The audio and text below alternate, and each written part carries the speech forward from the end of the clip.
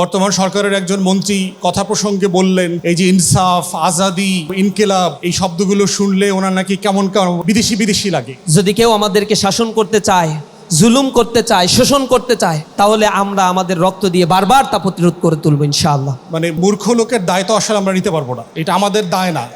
মানে আপনি জানেন না, এটা আপনার সমস্যা আসলে। বাট আমরা এইসব শব্দের সাথে শত শত বছর ধরে পরিচিত। যারা ইতিহাস জানে না, এই ধরনের মূর্খ রাজনীতিবিদদেরকে ডিল করবার কাজটা হচ্ছে আসলে কালচারাল ফ্যাসিবাদকে মোকাবেলা করা। আমরা দেখেছি আমাদের বিপ্লবের ফসল যেভাবে ঘরে তোলার কথা ছিল, শহীদ আনাস যে চিঠি লিখে গিয়েছিল, যেই বাংলাদেশ সে চেয়েছিল, আমরা এটা জানি যে আমরা সেই বাংলাদেশ চাই নাই, কিন্তু আমরা এটাও জানি আমরা সেই বাংলাদেশ প্রতিষ্ঠা করে ছাড়বো ইনশাআল্লাহ। জাতীয়তাবাদী রাজনীতির একটা সংকট হচ্ছে সে তার নিজের রাজনীতির ভাষা, বক্তব্য, বয়ান, ইতিহাস এটা পর্যন্ত সে জানে না। তারা আবার আমাদেরকে বলে আমরা নাকি রাজাকার ছিলাম। আমরা তো পালিয়ে যাই নাই, আমরা এই ভূখণ্ডে ছিলাম, জেল খেটেছি, হামলার শিকার হয়েছি, আমাদের ভাইরা জীবন দিয়েছে, হাজার হাজার মামলা দেয়া হয়েছে, লক্ষ লক্ষ আসামি করা হয়েছে আমাদেরকে। আমরা এই জমিন ছেড়ে যাইনি, জমিনকে আঁকড়ে ধরেছিলাম, আমাদেরকে ফাঁসি দেয়া হয়েছে, নিঃশেষ করে দেওয়ার জন্য পরিকল্পনা করা হয়েছিল, কিন্তু আমরা দমে যাইনি। যারা সাইমমের মতো প্রতিষ্ঠান থেকে এই কালচারাল লড়াইয়ের কাজ করছেন, তাদের আসলে অনেক বড় দায় আছে জুলাইয়ের। সেই দায়টাতে আমাদের শুধুমাত্র ধর্ম আশ্রিত জায়গা থেকে দেখলে হবে না, এটা জমিন আশ্রিত আমাদের যে ইতিহাস, সেই ইতিহাসটাকেও এখানে তুলে আনতে হবে। সাইমম অনেক ভালো কাজ করছে। দুর্নীতি, সন্ত্রাস, চাঁদাবাজ মুক্ত নতুন বাংলাদেশ চাই। জুলাইয়ের যে আকাঙ্ক্ষা বৈষম্যহীন মানবিক বসবাসযোগ্য বাংলাদেশ চাই। জুলাইয়ের যে আকাঙ্ক্ষা যা আমরা দিল্লি না ঢাকা, আমরা স্বাধীন সার্বভৌম নতুন বাংলাদেশ চাই, আমরা পরাধীন থাকতে চাই না। সেই আকাঙ্ক্ষাগুলোকে মানুষের সামনে প্রজন্ম থেকে প্রজন্ম ছড়িয়ে দেওয়ার জন্য, এস্টাবলিশ করার জন্য আমাদেরকে ঐক্যবদ্ধ থাকতে হবে, এর কোনো বিকল্প নেই। জুলাইকে বাঁচিয়ে রাখতে হইলে শুধুমাত্র একটা জায়গায় থাকলে হবে না। জুলাই কিন্তু আবাবিলের মতো সব জায়গা থেকে আসছিল, ডানে বলেন, বামে বলেন, আস্তিক বলেন, নাস্তিক বলেন। অতএব এই পুরো জনগোষ্ঠীর আকাঙ্ক্ষাকে রিপ্রেজেন্ট করবার মতো যে তর্ক, যে লড়াই, যে ভাষা, যে খোরাক, যে সাহিত্য, যে কবিতা, যে ছন্দ দেওয়া দরকার, সেই ছন্দর আসলে আমরা উদ্ভাবন করতে পারছি কিনা ক্রিয়েটিভ জায়গা থেকে। সামান্য ট্র্যাডিশনাল কাজ করে এই লড়াইতে আপনি জায়গা করে নিতে পারবেন না। এই লড়াইটা অনেক বড় একটা লড়াই। বাংলাদেশের প্রত্যন্ত অঞ্চলগুলোতে সংস্কৃতি শিল্পী গোষ্ঠীর মাধ্যমে জুলাইকে মানুষের কাছে উপস্থাপন করার জন্য আমরা চেষ্টা করছি। বাংলাদেশের প্রতিটি জেলা, পাহাড়া, মহল্লাগুলোতে আমাদের এই সাংস্কৃতিক উৎসব হচ্ছে। শিশুদেরকে নিয়ে, যুবকদেরকে নিয়ে, কিশোরদের এবং বড়দেরকে সম্মিলিত করে জুলাই যে সবার ছিল, এই চেতনাকে সকলের অন্তরে ধারণ করে নতুন বাংলাদেশ বিনির্মাণের সংকল্প নিয়ে আমরা আমাদের কার্যক্রম পরিচালনা করছি। আমাদের আজকের শিশুদের করণীয় নিয়ে আমরা ব্যাপক ভিত্তিক আলোচনা করি এবং গোটা বাংলাদেশে জুলাইয়ের জাগরণকে আমরা সার্বিকভাবে আমরা ছড়িয়ে দেওয়ার জন্য পদক্ষেপ গ্রহণ করি। তাহলেই আমি মনে করি সাইমুমের যে ইউনিক উদ্যোগ সেটি ফলপ্রসূ হবে বলে আমি মনে করি। আমরা দেখেছি শহীদ আব্দুল আহাদকে শহীদ হতে, আমরা দেখেছি রিয়াগফকে শহীদ হতে, আমরা দেখেছি এরকম শহীদ আনাস সহ অসংখ্য শিশুকে শহীদ হতে। শুধুমাত্র জাতিসংঘ রিপোর্ট বলছে জুলাই বিপ্লবে যত শহীদ হয়েছিল তার 12 থেকে 13% শিশুরাই শহীদ হয়েছে। আমরা এখন পর্যন্ত বিভিন্ন পত্রপত্রিকায় দেখেছি 133 জন শিশু শহীদ হয়েছেন। তো জুলাই বিপ্লবে যেহেতু শিশুদের অবদান অবিস্মরণীয়, শিশুরা নানাভাবে ত্যাগ স্বীকার করেছে, তাদের জীবন দিয়েছে, শিশুরা রাজপথে নেমে এসেছিল। আমরা দেখেছি জুলাই বিপ্লবে একজন শিশুকে যখন স্বৈরাচারী শেখ হাসিনার নির্দেশে বিভিন্ন আইনশৃঙ্খলা রক্ষাকারী বাহিনী গুলি করছিল সাধারণ শিক্ষার্থীদের উপরে, সেই সময়ে আমরা 4 তারিখ 3 তারিখেও দেখেছি একজন শিশু গিয়ে তৎকালীন পেটুয়া বাহিনীর বুকে সে ঘুষি মারছিল। পুলিশ যেখানে মানুষকে গুলি করে শহীদ করছে, সেখানে একজন শিশু তার ক্ষোভের বহিঃপ্রকাশ করছেন। আমরা এটাও দেখেছি জুলাই বিপ্লবে 3 তারিখ যেদিন 1 দফা ঘোষণা করা হয়, সেদিন একজন শিশু তার মায়ের সাথে এসেছিল, সে কান্না করে বলছিল যে আমার ভাই শহীদ আবু সাইদকে শহীদ করা হয়েছে, অসংখ্য ভাইকে গুলি করা হয়েছে, আমরাও রাজপথে নেমে এসেছি, আমরাও শহীদ হতে চাই। সে কান্না করে সে কথাগুলো বলছিল। আমরা দেখেছি যে জুলাই শিশুরা কিভাবে অবদান রেখেছে। জেনারেশন জেড এবং জেনারেশন আলফা নানাভাবে জুলাই অবদান রাখার চেষ্টা করেছে। আমরা তাদের অবদানগুলোকেই আজকের আমাদের কর্মসূচির মাধ্যমে তুলে ধরতে চাই। আমরা দেখেছি যুগ যুগ ধরে শিশুরা বিভিন্ন সময় হক এবং বাতিলের লড়াই, সত্য এবং মিথ্যার লড়াইয়ে শিশুরা নানাভাবে অংশগ্রহণ করেছে। আমরা মাজ এবং মুয়াজের গল্প শুনেছি, আমরা মাজ এবং মুয়াজ রাদিয়াল্লাহু আনহুর গল্প শুনেছি। এভাবে জুলাই আমরা একইভাবে দেখেছি যে শিশুরা কিভাবে সামনে এসেছিল, শিশুরা কিভাবে জুলাই বিপ্লবে অংশগ্রহণ করেছিল। সাইমুম শিল্পী গোষ্ঠী শিশুদের জুলাইয়ে যে অবদানগুলো ছিল সে অবদানকে নানাভাবে এখানে হাজির করার চেষ্টা করবে। আমরা এটা বিশ্বাস করি যে আমাদের এই প্রজন্ম যে আমাদেরকে মুক্তি দিয়েছে, এই প্রজন্ম যাতে জুলাইয়ের চেতনাকে সুন্দরভাবে ধারণ করে, তারা যাতে সব সময় সচেতন থাকে। আমরা দেখেছি আমাদের বিপ্লবের ফসল যেভাবে ঘরে তোলার কথা ছিল, শহীদ আনাস যে চিঠি লিখে গিয়েছিল, যেই বাংলাদেশ সে চেয়েছিল, আমরা এটা জানি যে আমরা সেই বাংলাদেশ চাই নাই, কিন্তু আমরা এটাও জানি আমরা সেই বাংলাদেশ প্রতিষ্ঠা করে ছাড়বো ইনশাআল্লাহ। এবং আমাদের প্রজন্ম, আমাদের শিশুরা আমাদেরকে নতুন বাংলাদেশে আমাদেরকে সেই মুক্তির পথ দেখাবেন, আমরা এটা বিশ্বাস করি। জেনারেশন জেড, জেনারেশন জি অথবা জেনারেশন আলফা সবাই আসলে এই জায়গায় গুরুত্বপূর্ণ অবদান রাখবে। শহীদদেরকে আমরা নানাভাবে তুলে ধরতে চাই, আমাদের যারা নানাভাবে সাহসী অবদান রেখেছে তাদেরকে আমরা তুলে ধরতে চাই। তো আমরা আশা করছি যে সাইমুম শিল্পী গোষ্ঠী যে আয়োজন করেছে, এই আয়োজনের মধ্য দিয়ে শিশুদের যে অবদান সেটা তুলে ধরা হবে। এরপরে আমরা কিভাবে সামনের দিকে আমাদের জাতির নেতৃত্ব ঘুমিয়ে আছে শিশুর পিতা সব শিশুরের অন্তরে, আগামী নেতৃত্বকে আমরা কিভাবে গড়ে তুলব সে বিষয়গুলো আমরা নানাভাবে দেখতে পাবো। তো আপনাদের সবাইকে স্বাগত জানাচ্ছি আজকে আমাদের সাইমুম শিল্পী গোষ্ঠীর এই প্রোগ্রামে সম্পৃক্ত হওয়ার জন্য।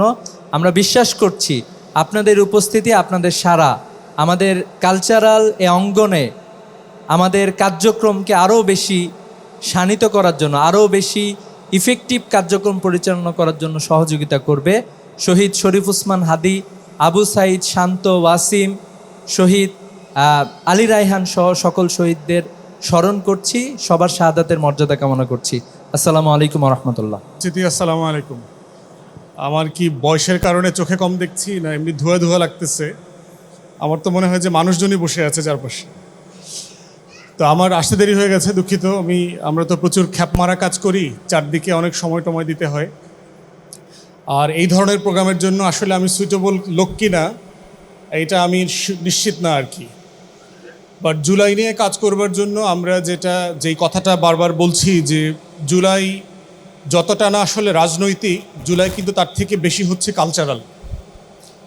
আমরা বলছি যে জুলাই আমরা যে আধিপত্যবাদের বিরুদ্ধে লড়াইটা করেছি, এই আধিপত্যবাদটা কিন্তু শুধু রাজপথের বিষয় ছিল না।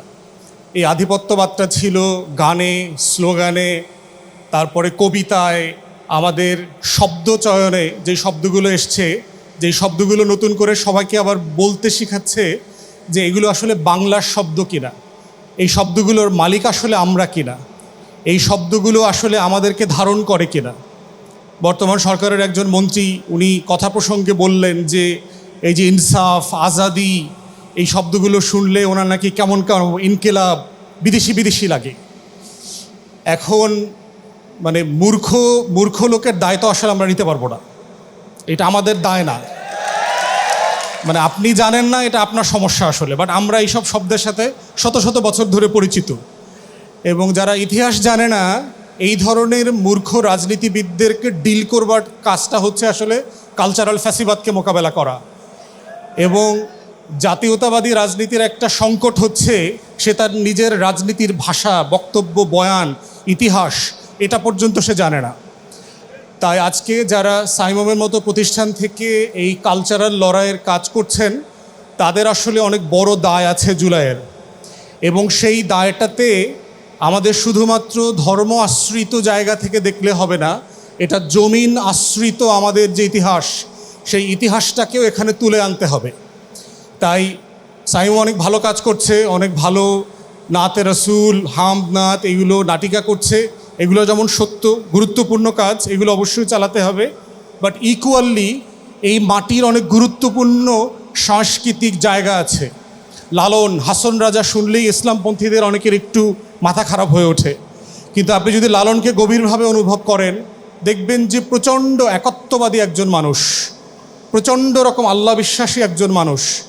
যেই লালনের মানুষগুলো কিন্তু ব্রিটিশ বিরোধী আন্দোলনে লড়াই করেছে, তাদের যারা অনুসারীরা ছিলেন, যাদেরকে পাগল বলেন, এই যে বিভিন্ন মাজারে শুয়ে বসে কাটায় না, এই মানুষ কিন্তু হাজারে হাজারে এই যে মজনু শাহ, দুদু মিয়া, তাদের সাথে লড়াই করেছেন। ব্রিটিশ বিরোধী আন্দোলনে তারা জীবন দিয়েছেন হাজারে হাজারে।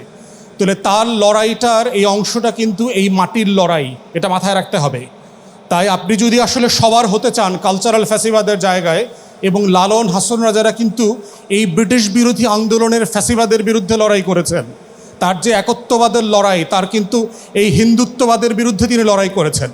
অথবা আমাদের যে জারি আছে, সারি আছে, আমার চাঁপাইনবাবগঞ্জের গম্ভীরা আছে, আমাদের যে পুঁথি পড়ার আসর ছিল, সেই প্রত্যেকটা হারিয়ে যাওয়া কালচারকে নতুন করে আমাদের জনগোষ্ঠীর সাথে পরিচয় করে দেবার একটা দায়িত্ব সাইমমের মতো যারা কালচারাল ফ্যাসিবাদের জায়গা থেকে লড়াই করছে তাদের আছেন।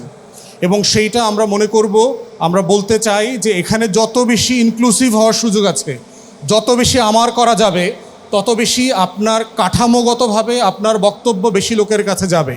শুধুমাত্র ফ্রিঞ্জে থেকে কালচারাল ফ্যাসিবাদের লড়াই করা যাবে না। অতএব সেই জায়গাতে আমরা বোধ করছি যে আজকে সময় এসছে নতুন করে এই মাটির 100 বছরের যে কালচারাল লড়াইটা আছে, এই লড়াইটাকেও হাইলাইট করা এবং ইতিহাস সাপেক্ষে হাইলাইট করা। শুধুমাত্র একটা দুইটা গান, ছোট ছোট নাটিকা দিয়ে এই বিশাল কালচারাল ইন্ডাস্ট্রিকে ফাইট করা যাবে না। এই ফাইটের পিছনে কাঠামো, ভাষা, রূপরেখা, সাহিত্য, প্রত্যেকটা জিনিসকে নতুন করে রিভাইজ করবার জায়গা তৈরি হয়েছে। এবং সেই জায়গাতে আমরা বোধ করছি যে সাইমমের যে গত কয়েক দশকের শিল্পী এবং সাহিত্যিক এবং যারা কর্মীরা ছিলেন, তাদেরকে ক্রিয়েটিভ ওয়ার্ল্ডে কিভাবে এঙ্গেজ করা যায়, আজকের মিম বলেন, কার্টুন বলেন, ট্রল করা বলেন, প্রত্যেকটা জিনিসে কিন্তু কালচারাল মেসেজিং আছে। এবং সেই জায়গাতে তারা আসলে সময়কে অ্যাড্রেস করতে পারছেন কিনা সেটা কিন্তু গুরুত্বপূর্ণ। এই জন্য আজকে আপনাদেরকে মাথায় রাখতে হবে যে আসলে আপনারা কি সবার হবেন না একটা ফ্রিঞ্জের হবেন? আপনারা কি পুরো বাংলাদেশের কালচারাল ফাইটকে নেতৃত্ব দেবেন, না আসলে আপনারা সাইডে থেকে কিছু সামান্য কন্ট্রিবিউশন করবেন? সেই জায়গাতে আমরা বোধ করছি সাইমমের এবং এই রকম আরও যারা কালচারাল সংগঠন নিয়ে কাজ করছেন, ইসলামপন্থীদের মধ্য থেকে বাংলাদেশপন্থী জনগোষ্ঠী, তাদেরকে ভাবা দরকার যে জুলাইকে বাঁচিয়ে রাখতে হইলে শুধুমাত্র একটা জায়গায় থাকলে হবে না। জুলাই কিন্তু আবাবিলের মতো সব জায়গা থেকে আসছিল, ডানে বলেন, বামে বলেন, আস্তিক বলেন, নাস্তিক বলেন। অতএব এই পুরো জনগোষ্ঠীর আকাঙ্ক্ষাকে রিপ্রেজেন্ট করবার মতো যে তর্ক, যে লড়াই, যে ভাষা, যে খোরাক, যে সাহিত্য, যে কবিতা, যে ছন্দ দেওয়া দরকার, সেই ছন্দর আসলে আমরা উদ্ভাবন করতে পারছি কিনা ক্রিয়েটিভ জায়গা থেকে। এবং এই লড়াইতে এইটা গুরুত্বপূর্ণ অনুষঙ্গ হিসাবে মাথায় নিতে না পারলে শুধুমাত্র খুব সামান্য ট্র্যাডিশনাল কাজ করে এই লড়াইতে আপনি জায়গা করে নিতে পারবেন না। এই লড়াইটা অনেক বড় একটা লড়াই। ইন্ডিয়ান হেজিমনির যে কালচারাল ফ্যাসিবাদ আছে, কলকাতার যে ফ্যাসিবাদ আছে, এগুলো অত্যন্ত পাওয়ারফুল ইনস্টিটিউশনস যারা বাংলাদেশে বিভিন্ন ফর্মে কাজ করছে। অতএব সেটাকে বোঝাটাও জরুরি যে আমার শত্রু, যার সাপেক্ষে আমি রাষ্ট্রের জন্য লড়াই করছি, সে আসলে কোন কোন ফর্মে আমার ক্ষতি করছে, আমাকে সাবডিউ করবার চেষ্টা করছে। সেই সাবডিউ করবার প্রতিষ্ঠানগুলো কারা কারা, সেই প্রতিষ্ঠানগুলো ফাংশন করছে কিভাবে, তাদের স্ক্রিপ্টগুলো কি কি, কোন ভাষাকে, কোন শব্দকে, কোন জবানিকে তারা প্রমোট করছে, যেই জবানি আমার মাটির না, আমার না, আমাদের না, সেটাকে আবার ফিরায় নিয়ে আসতে হবে। তাই এই সামগ্রিক জায়গা থেকে আমরা বোধ করব আজকে যারা আয়োজকবৃন্দ আছেন তারা এই সাংস্কৃতিক ফ্যাসিবাদের লড়াইকে সামনে এগিয়ে নিয়ে যাবেন, সবাইকে মিলায়ে, ইনক্লুসিভলি এবং সবাইকে ধারণ করে। সে তখনই হচ্ছে লড়াইটা সবার আকারে সফল হবে। সেই লড়াইয়ের জন্য আমরা আহ্বান জানিয়ে আমার বক্তব্য শেষ করছি। সবাইকে অসংখ্য ধন্যবাদ। আসসালামু আলাইকুম। জুলাই জাগরণকে মানুষের অন্তরের জায়গা করে দেওয়ার জন্য,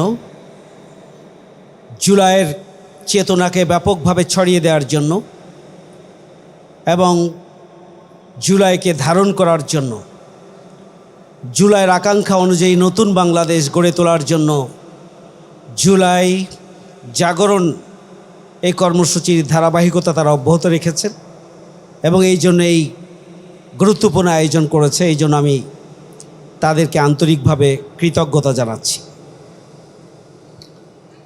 জুলাইয়ে শিশুদের যে অংশগ্রহণ ছিল,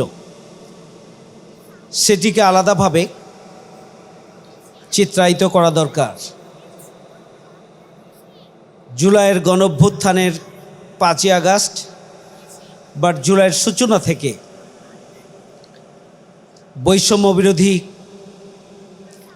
আন্দোলনের ব্যানারে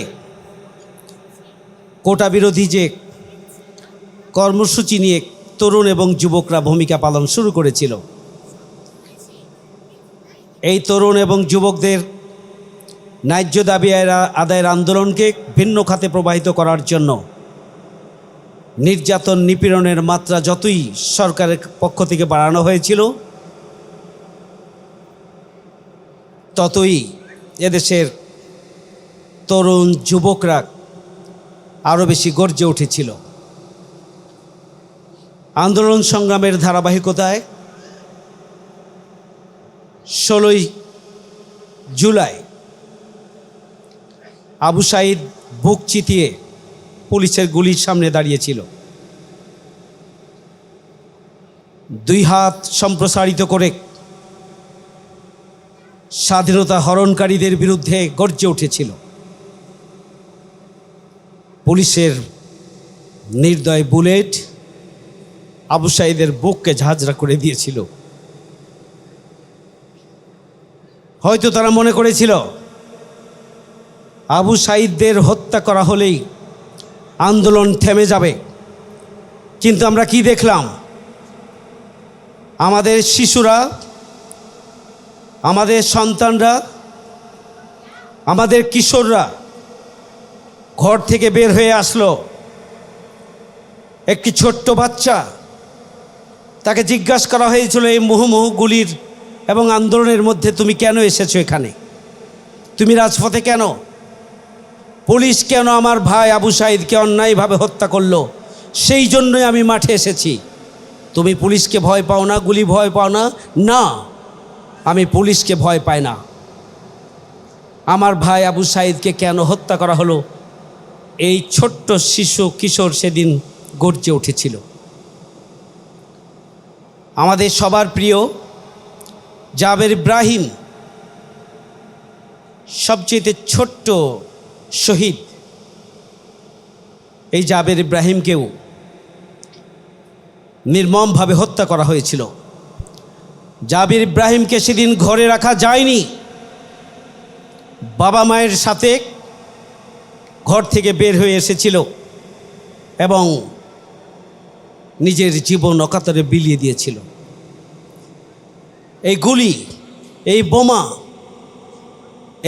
এই নির্দয় নিষ্পেষণের ছবিগুলো আমাদের শিশু কিশোরদেরকে প্রথম দিকে কিছুটা আতঙ্কিত করলেও সরকারের এই নির্দয় অত্যাচার, নির্মম নিপীড়ন এবং হত্যাকাণ্ডের মাত্রা, নির্মমতার মাত্রা যতই বৃদ্ধি পেয়েছে, আমাদের শিশু কিশোররা ততই বেশি বাবা মায়ের হাত ধরে ঘর থেকে বেরিয়ে এসেছে।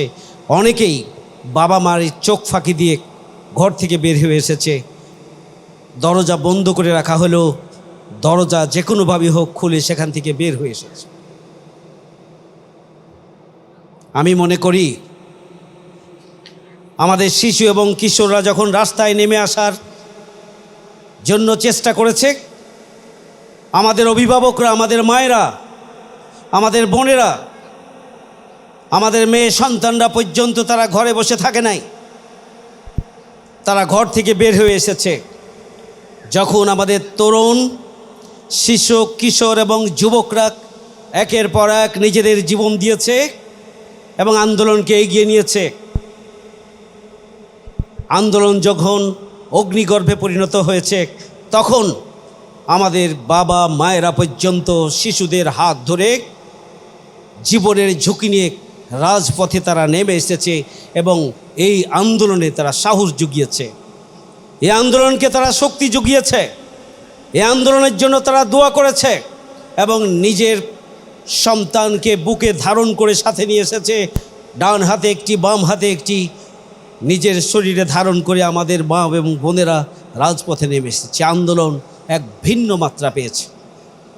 আমাদের অভিভাবকরা জুলাই গণঅভ্যুত্থানে তরুণ এবং যুবকদের দাবি দেওয়ার প্রতি তাদের যে দুঃসাহসিকতা, এদিকে সমর্থন যোগানোর ক্ষেত্রে আমাদের মা এবং বোনদের ভূমিকা, বাবাদের ভূমিকা অত্যন্ত গুরুত্বপূর্ণ।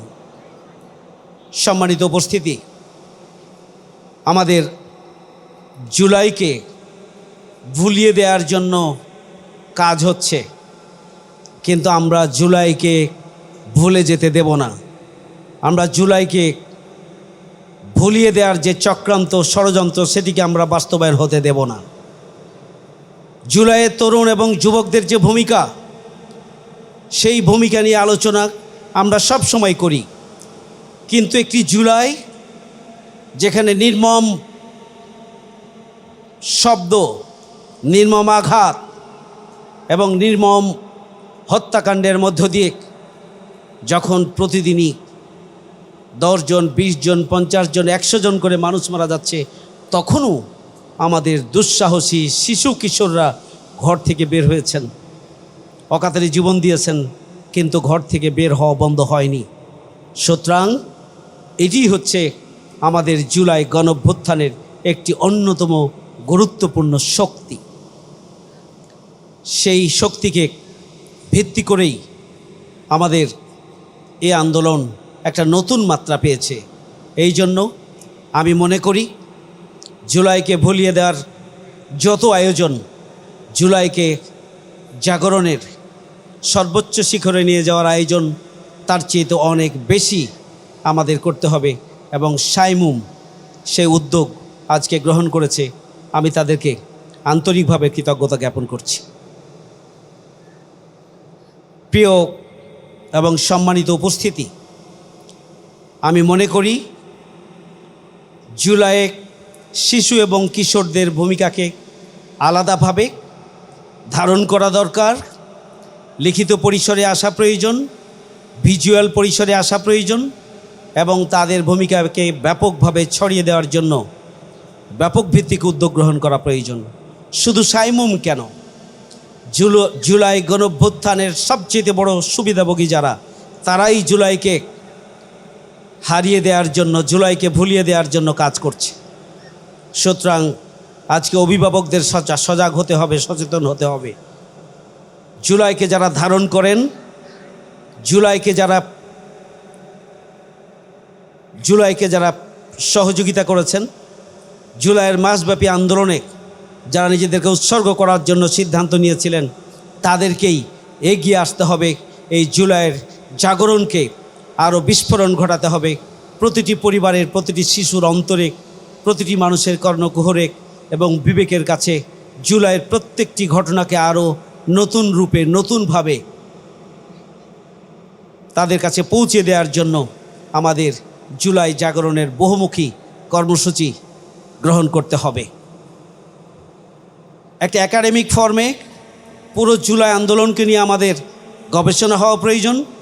জুলাইয়ের গ্রাফিতি, জুলাইয়ের স্লোগান, জুলাইয়ের আকাঙ্ক্ষা, জুলাইয়ের দাবিগুলোকে নিয়ে আমাদের প্রাতিষ্ঠানিক ইনস্টিটিউশন করে এটিকে আরও ব্যাপকভাবে গবেষণার উপাদান বানিয়ে আমরা যদি আগামী দিনে এটিকে ধারণ করতে পারি, এটিকে ব্যাপকভাবে ভিজুয়ালি ছড়িয়ে দিতে পারি, আমরা যদি একাডেমিকভাবে এটিকে বিভিন্ন প্রকাশনার মাধ্যমে আমরা আগামী দিনের জন্য একটা শক্তি হিসাবে আমরা রেখে দিতে পারি, আর বহুবিধ সাহিত্য সাংস্কৃতিক কার্যক্রমের মধ্য দিয়ে আমরা দেশব্যাপী এটি যদি ছড়িয়ে দেওয়ার জন্য আমরা ব্যাপক ভিত্তিক উদ্যোগ গ্রহণ করতে পারি, আমি বিশ্বাস করি জুলাইকে হারিয়ে দেওয়ার যে প্রচেষ্টা চলছে, জুলাইকে নির্লিপ্ত করে দেওয়ার যে প্রচেষ্টা চলছে, জুলাইকে নিষ্প্রভ করার যে প্রচেষ্টা চলছে, সেই প্রচেষ্টা ব্যর্থ হবে ইনশাআল্লাহ।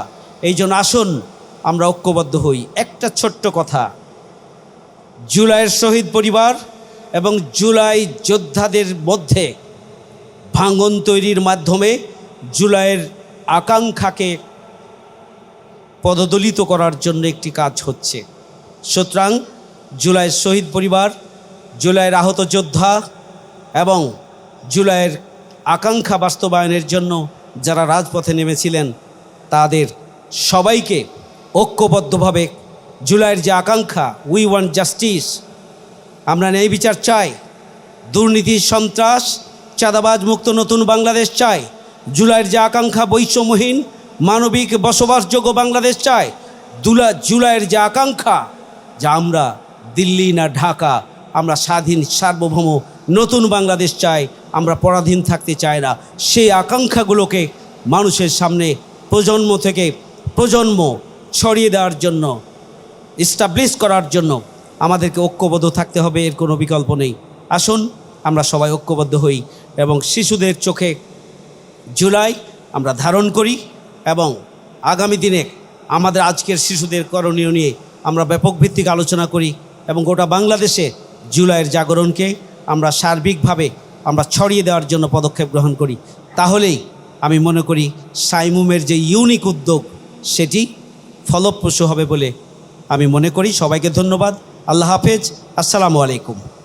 4 দিন ব্যাপী শিশুদের চোখে জুলাই জাগরণ সিজন 2 এর সাংস্কৃতিক পর্বে যারা উপস্থিত হয়েছেন সকলকে অন্তরের অন্তঃস্থল থেকে সালাম, আসসালামু আলাইকুম রহমতুল্লাহ। আমাদের এই ভূখণ্ডের একটা চিরায়িত রূপ হলো আমরা আজাদির স্বাদ গ্রহণের জন্য বারবার জীবন দিতেও প্রস্তুত থাকি। এবং এই ভূখণ্ডকে স্বাভাবিকভাবেই বলা হয় বুলগাকপুর, যেটাকে বলা হয় বিদ্রোহের নগরী। এবং এই টার্মিনোলজিগুলো ব্যবহার করেছে যারা আমাদেরকে গোলাম বানিয়ে রাখতে চেয়েছে। তারাই বলেছে এই ভূখণ্ডের সন্তানদেরকে কখনো গোলাম বানিয়ে রাখা সম্ভব নয়। আমরা জেগে উঠেছি, রক্ত দিয়েছি, কিন্তু আশ্চর্যের বিষয় হলো জাতির কিছু মির্জাফর যুগে যুগে আমাদের এই লাল সবুজের পতাকাকে খামচে ধরে আমাদের স্বাধীনতাকে বিকৃত করার জন্য, আমাদেরকে পরাধীন করে তোলার জন্য বারবার স্বজাতির সাথে তারা বেইমানি করেছে, মুনাফিকি করেছে।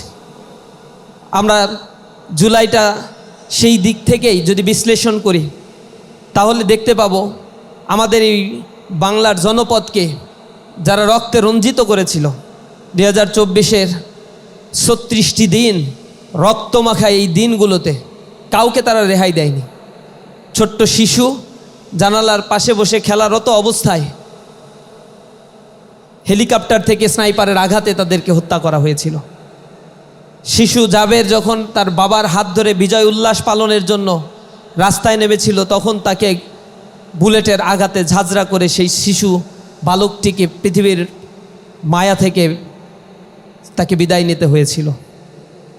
অসংখ্য নাম জানা না জানা অজানা মানুষের রক্তে এই সবুজ ভূখণ্ড বারবার রঙিন হয়েছে।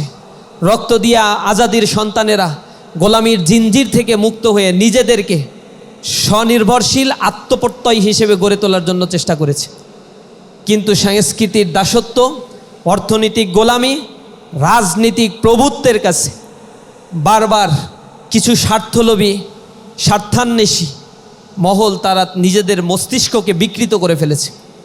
চাঁদাবাজি, লুটেরাজ, সম্পদের পাহাড় তৈরি করা, নিজেদের আলিশান জীবনযাপন করার জন্য এই ভূখণ্ডকে তারা পরাধীন করে তুলেছে। লক্ষ লক্ষ মানুষকে তারা, এ জাতির মানুষগুলোকে তারা বিপর্যস্ত করেছে। আপনারা লক্ষ্য করবেন এই অংশে যখন ব্রিটিশরা এসেছিল, ব্রিটিশরা 190 বছর আমাদেরকে পরাধীন করে রেখেছিল।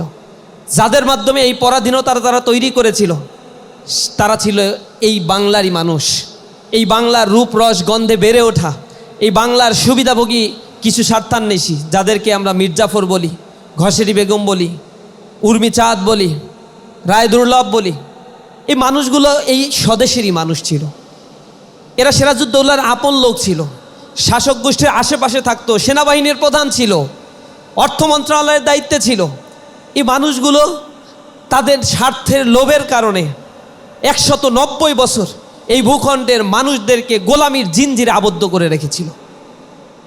তারা মুর্শিদাবাদকে ফাঁকা করে দিয়েছিল, তারা ঢাকা নগরীকে দারিদ্রতার শীর্ষে নিয়ে গিয়েছিল আর গড়ে তুলেছিল কলকাতা নগরী, কলকাতা বন্দর। এভাবে করে একটা জাতিকে দীর্ঘ সময় ধরে পরাধীন করে ভিক্ষাবৃত্তির একটা জাতিতে পরিণত করেছিল।